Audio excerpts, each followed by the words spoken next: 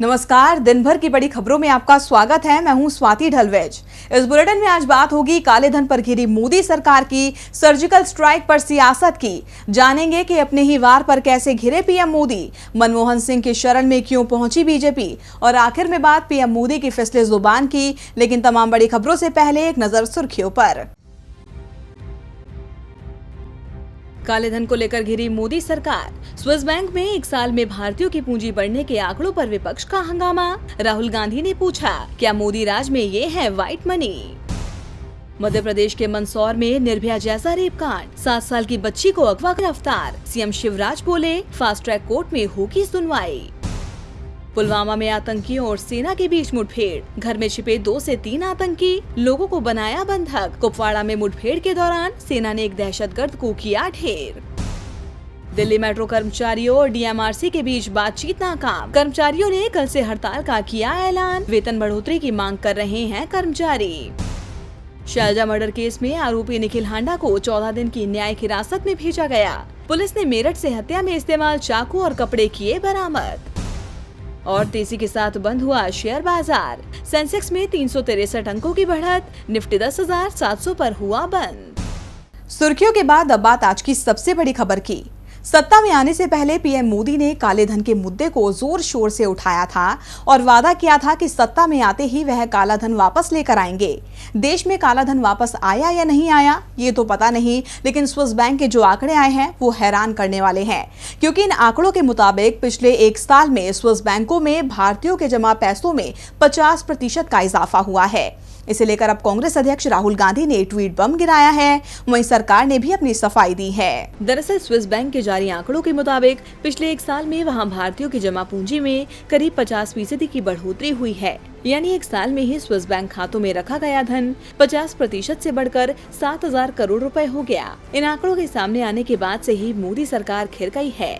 कांग्रेस अध्यक्ष राहुल गांधी ने मोदी सरकार को घेरते हुए ट्वीट किया कि साल 2014 में वह कहते थे कि स्विस बैंक से काला पैसा मैं लाऊंगा और सभी भारतीयों के खातों में 15-15 लाख रुपए जमा कराऊंगा। 2016 में भाषा बदल गई।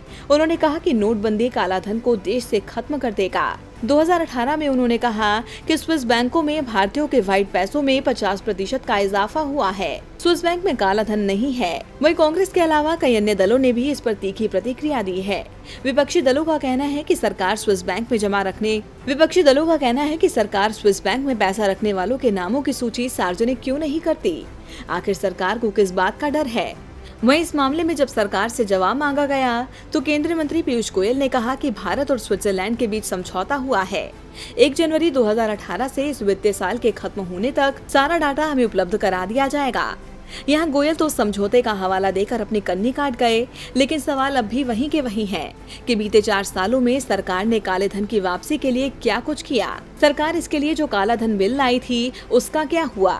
क्या सरकार के वादे सिर्फ झूठे थे। डीबी लाइव की रिपोर्ट।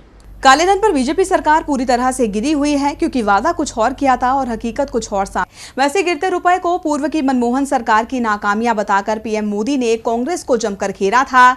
लेकिन अब जब मोदी के राज में रुपया इतिहास के सबसे निचले स्तर पर पहुंच गया है तो भला कांग्रेस कैसे चुप बैठती। कांग्रेस ने पीएम मोदी के पुराने वीडियो के सहारे ही बीजेपी पर हमला बोला है और पूछा है, अब क्या हुआ सरकार, अब क्यों गया रुपया 69 के पार। पिछले काफी समय से रुपए में लगातार गिरावट देखी जा रही है। कल ही रुपए ने इतिहास के सबसे निचले स्तर को छू लिया था। कच्चे तेल की बढ़ती कीमतों की वजह से रुपया 69 प्रति डॉलर पर पहुंच गया है। लगातार गिरती कीमतों पर कांग्रेस ने अब मोदी सरकार पर निशाना साधा है। पार्टी ने पीएम मोदी का पुराना वीडियो जारी किया, जिसमें वो रुपए के गिरने पर कांग्रेस को कोस रहे हैं।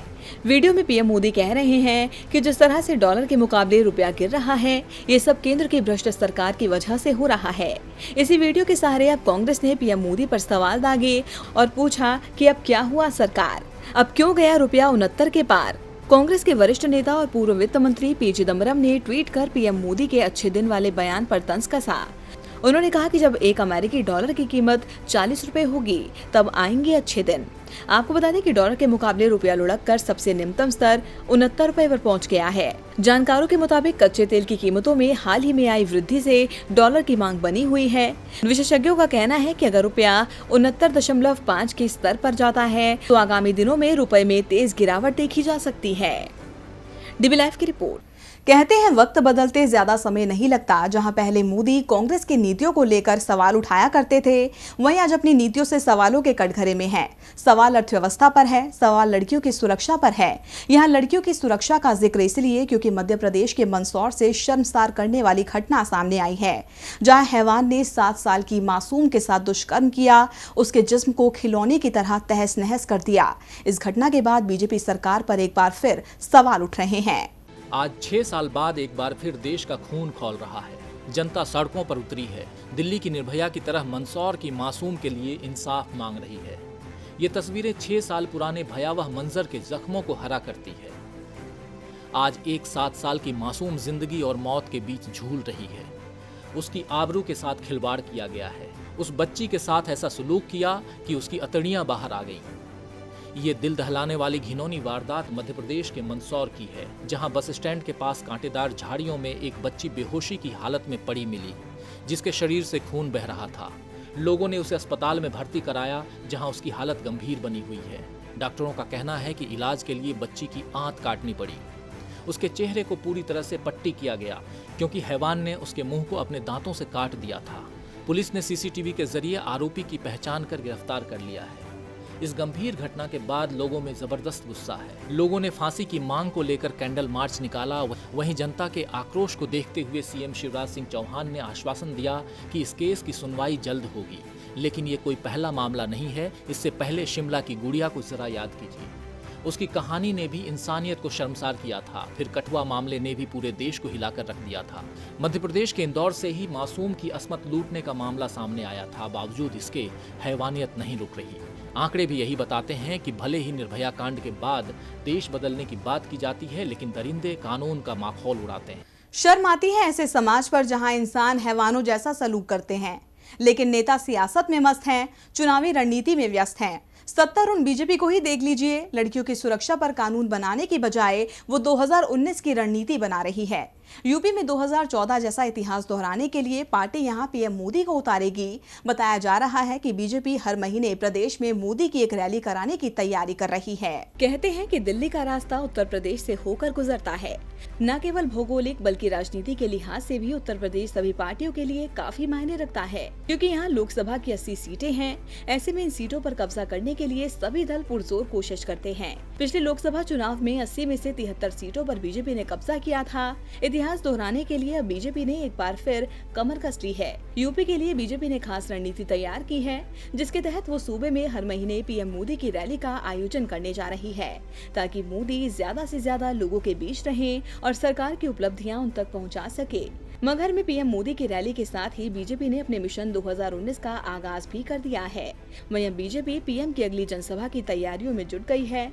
बताया जा रहा है कि अब मोदी अगले महीने जुलाई में सपा के संरक्षक मुलायम सिंह यादव के संसदीय क्षेत्र आजमगढ़ से हुंकार भरेंगे। हालांकि इस रैली की तारीख अभी तय नहीं हुई है। बीजेपी इस रणनीति के जरिए सूबे को मोदीमय करने की कोशिश कर रही है, लेकिन क्या पीएम की इन रैलियों से जनता की नाराजगी दूर हो पाएगी, ये बड़ा सवाल है। प्रदेश के लोग भारतीय जनता पार्टी से किस कदर नाराज है, उसकी तस्वीर हमें यूपी उपचुनाव में देखने को मिली थी, जहां जनता ने सीएम और डिप्टी सीएम के गढ़ में ही बीजेपी को हार का स्वाद चखा दिया था। ऐसे में बीजेपी की ये रणनीति अब क्या रंग लाती है, ये आने वाले वक्त में साफ हो जाएगा। डीबी लाइव की रिपोर्ट। एक तरफ 2019 की तैयारी है, तो वहीं दूसरी तरफ संसद में विपक्ष के वार से बचने के लिए बीजेपी नेताओं से संपर्क बढ़ा रही है। 18 जुलाई से 10 अगस्त तक चलने वाले मानसून सत्र के हंगामेदार रहने के आसार हैं। जम्मू की सियासी हलचल से लेकर मॉब लिंचिंग तक कई ऐसे मुद्दे हैं जिन पर सरकार घिर सकती है। सत्र सुचारू रूप से चले, इसके लिए अब बीजेपी कांग्रेस के वरिष्ठ नेता मनमोहन सिंह की शरण में पहुंच गई है और कांग्रेस का साथ मांगा है। दरअसल मानसून सत्र में किसी तरह का कोई हंगामा ना बरपे, उसके लिए बीजेपी के कई नेता विपक्षी दलों से मुलाकात कर रहे हैं और सदन सही ढंग से चलाने के लिए उनका साथ मांग रहे हैं। इसी कड़ी में केंद्रीय संसदीय मामलों के राज्य मंत्री विजय गोयल कांग्रेस के वरिष्ठ नेता और पूर्व प्रधानमंत्री मनमोहन सिंह से नई दिल्ली में मुलाकात करने पहुंचे। बताया जा रहा है कि इस दौरान गोयल ने मनमोहन सिंह से कहा कि मानसून सत्र के दौरान विपक्ष का सहयोग होना जरूरी है। विपक्ष के साथ के बिना कुछ भी संभव नहीं। उन्होंने कहा कि विपक्ष को जनता की भलाई के लिए सरकार का सहयोग करना चाहिए। साथ ही गोयल ने हर मुद्दे पर विपक्ष के साथ चर्चा की बात भी कही और उम्मीद जताई कि कांग्रेस सदन चलाने में सहयोग जरूर करेगी। सूत्रों के मुताबिक इस दौरान मनमोहन सिंह ने भी चर्चा के बाद सही फैसले पर सहमति जताने की बात कही है। अब गोयल ने तो कांग्रेस से सहयोग की अपील कर दी है, लेकिन विपक्ष का रुख सदन में क्या होता है ये देखना दिलचस्प होगा। आपको बता दें कि आगामी चुनाव से पहले सरकार के पास अब काफी कम वक्त बचा है कि वो अपने बिल पास करा सके। ऐसे में 18 जुलाई से शुरू हो रहे मानसून सत्र में सरकार की कोशिश होगी कि वो ज्यादा से ज्यादा बिल पास कराकर उन्हें अपनी उपलब्धि बताते हुए जनता के बीच उतर सके। डीबी लाइव की रिपोर्ट। और बुलेटिन के आखिर में बात अब पीएम मोदी की फिसली जुबान की। नई दिल्ली के एम्स में आज पीएम मोदी ने कई प्रोजेक्ट्स की शुरुआत की। इस दौरान उन्होंने एक बार फिर सरकार के कामकाज का बखान किया, लेकिन अपना गुणगान करते करते वो कुछ ऐसा बोल गए जिससे उनकी किरकिरी शुरू हो गई है।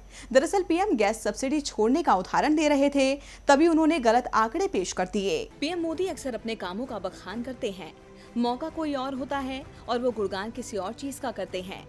आज एम्स में कई प्रोजेक्ट्स की शुरुआत करने के दौरान भी वो हेल्थ केयर का जिक्र करते करते गैस सब्सिडी पर पहुंच गए। 2 अलग-अलग योजनाओं की जानकारी देते देते पीएम मोदी आंकड़ों में ऐसे उलझे कि गलत तथ्य ही दे डाले। बात को इस देश के 125 करोड़ परिवारों ने गैस सब्सिडी छोड़ दी। गैस सब्सिडी छोड़ने का उदाहरण देते हुए पीएम मोदी ने कहा कि देश में 125 करोड़ परिवारों ने गैस सब्सिडी छोड़ दी है। साफ है कि देश की जनसंख्या ही 125 करोड़ है और लगभग 25 करोड़ परिवार हैं। ऐसे में प्रधानमंत्री यहाँ भी एक बार फिर गलती कर बैठे। 2 दिन में ये लगातार दूसरी गलती है जब पीएम मोदी ने गलत आंकड़े पेश किए हैं। इससे पहले उत्तर प्रदेश के मगहर में संत कबीर पर बोलते हुए भी उन्होंने जनता को गलत इतिहास बताया था। पीएम मोदी ने कहा था कि यहीं पर संत कबीर, गुरु नानक देव और बाबा गोरखनाथ ने एक साथ बैठकर आध्यात्मिक चर्चा की थी। लेकिन पीएम मोदी ने जो इतिहास बताया वो सही नहीं है, क्योंकि बाबा गोरखनाथ का काल दोनों संतों से अलग है। वैसे तो पीएम मोदी को भाषण देने में महारत हासिल है, लेकिन जिन गलत आंकड़ों का जिक्र कर वो अपना गुणगान करते हैं, वहीं उनकी फजीहत करवाते हैं। ऐसे में उन्हें ध्यान देने की खासा जरूरत है। डीबी लाइव की रिपोर्ट। तो बड़ी खबरों में फिलहाल के लिए इतना ही, लेकिन ताज़ा अपडेट के लिए लॉग इन करें dblive.tv। नमस्कार।